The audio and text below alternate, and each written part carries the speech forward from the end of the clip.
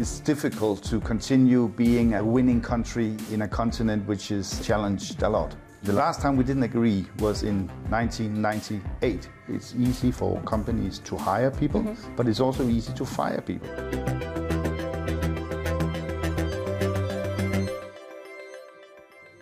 Welcome to The Big Question, the series from Euronews where we address some of the biggest topics on the business agenda. I'm Hannah Brown, and today I'm joined by Thomas Bustrup, the Deputy Director General of the Confederation of Danish Industries. So welcome, thank you very much for joining us. So I think the big word on everyone's lips in Europe at the moment is competitiveness. And on global rankings, Denmark is doing pretty well. So why do you think that is? I think we have quite a flexible economy, and we have a flexible labour market. Yeah. We've been building up a system for more than 100 years. Somebody calls this the Danish model. It is a model which is very much about trust. Trust between the employees, the unions, and the employers. I think that plays an important role. And do you think there is a particular focus on any kind of businesses or industries in Denmark that particularly play a role in making it competitive? I mean, we have a very strong sector within pharmaceuticals who are global champions, and not only Novo Nordisk, but that's one of them. And then I think that the whole green transition, a lot of Danish companies have an excellence in that, and not just within the last years, but within probably 30, 40 years. You could say that Danish companies has done a lot in the green transition, and thereby also being popular around the world, not only in Europe, but also in the US and Asia. Yes, yeah. So you mentioned the Danish model of the labour market. Can you just explain a little bit kind of how it works and why it's unique? It's based on trust, and you don't build up trust in a couple of years. That takes a long time. But we've done that in the Danish society. So basically we, on behalf of the employers, we negotiate with the unions every second, third year on all labour market regulation. So it's a very decentralized model. And the government basically only interfere when we cannot agree. And last time we didn't agree was in 1998, so more than 25 years ago. So the unions will go out to all the employees, all their members, and say, you know, we've had tough negotiations, and they are tough. Normally they last for 2-3 months. Oh wow! And then they go out and they recommend to all their members to vote, and the employees and the employers and DI, we also vote on the result, and if it's a yes, it's a yes. And then you have this common understanding that this is going to be the labour regulation over the next 2 or 3 years. It creates the platform to say, okay, this is what we have, this is how we share.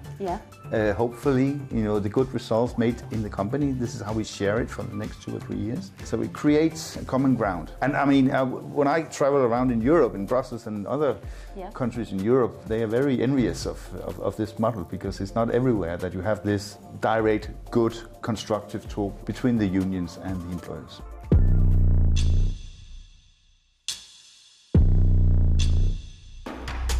What benefits does this bring to a business? We have a very flexible labour market. It's easy for companies to hire people, but it's also easy to fire people. And of course that is something what the unions have to sort of get their grip around, that, you know, it's easy to fire, but it means the flexibility that if a company wants, maybe we have an opportunity there, should we go for it? Yes. Because we hire some people, it's easy for us to hire them, and if it doesn't work, we find another way. So whilst it might benefit businesses, are there any risks for the workers in this model? There's the security part, which is of course our public model that we have as taxpayers.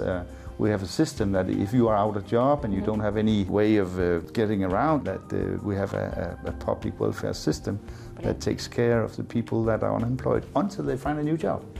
Because, I mean, the flexibility means that you often find a new job very quickly.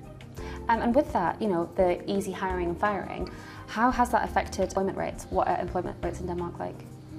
Very high, very low unemployment. Brilliant. We are constantly trying to get the employment rate even higher, but we are sort of getting it at a maximum, which also means that we are, as a society, quite dependent on international labour coming from outside if we want to continue being number 2 or 3 or 4. Yes. Do you have any statistics around kind of the money that it saves businesses in terms of being able to actually be really efficient with how they spend their money? I don't know if I have the statistics, but So it's more a gut feeling talking to, for example, Danish companies investing in other big European countries, explaining the difficulties they have when they have to take this investment decision. Should we go for this plant or not? Yeah. Should we hire 200 people more in France or should we do it somewhere else? And do you think this model would work only specifically for Denmark, or do you think it could be applied and be successful elsewhere in Europe? No, of course it can, but it takes time and it takes the willingness and it takes a wish to actually create this partnership, because that's basically what it is. It is a partnership. And of course also accept that you have different interests, but in a way you have the same interest, because you want to be successful. And I think if you look 2 or 3 decades back, some of the unions would say, globalization is not necessarily a good thing because Danish companies will start producing in China and not in Denmark. What will happen? So at that time, there was also quite a good, well-founded discussion in the Danish society. If we want to be number 2 or 3 or 4, what you mentioned in the beginning, in the future, should we embrace the globalization or should we try to build up walls? And Denmark is a small economy. Yeah. We have succeeded in making it a very open economy. So it's a small open economy, which means that in the time we are in right now, we might face challenges because things geopolitically is getting kind of tough. And so that brings me to my final question. Denmark's already doing very well on the global scale of competitiveness, but where do you think there's still room for improvement? What changes would you like to see? Well, the changes I would like to see is mainly in Europe. Because it's a very small economy and a very open economy, and it's difficult to continue being a winning country in a continent which is challenged a lot. Yeah. I wouldn't call it a losing continent, but so the changes that we see for is in Europe, because a lot of the regulation also governing Danish companies is determined in Europe. And I think we need to look at speed, we need to look at simplicity in terms of Europe. I mean, China has their way of assisting their companies. In the US, you see new initiatives like the Inflation Reduction Act and things like that.